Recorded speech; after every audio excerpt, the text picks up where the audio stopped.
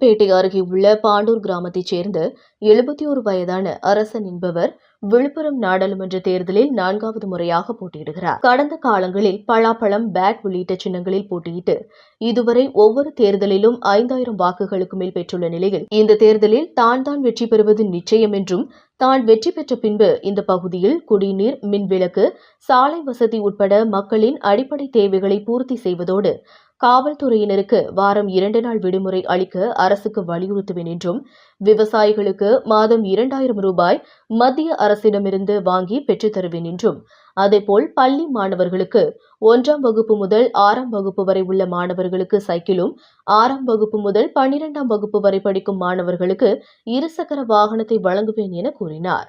விழுப்புரம் நகர பகுதியில் செருப்பு மாலை அணிந்து கொண்டு தனது பிரச்சாரத்தை தொடங்கிய சுயேட்சை வேட்பாளர் அரசன் பேருந்து நிலையம், கடைவீதி, உழவர் சந்தை உள்ளிட்ட இடங்களில் இருந்த பொதுமக்களிடம் தனக்கு ஆதரவு கேட்டு செருப்பு சின்னத்திற்கு வாக்களிக்குமாறு பிரச்சாரம் மேற்கொண்டார். விழுப்புரத்திலிருந்து ரிப்போர்ட்டர் மனாசிராஜ்.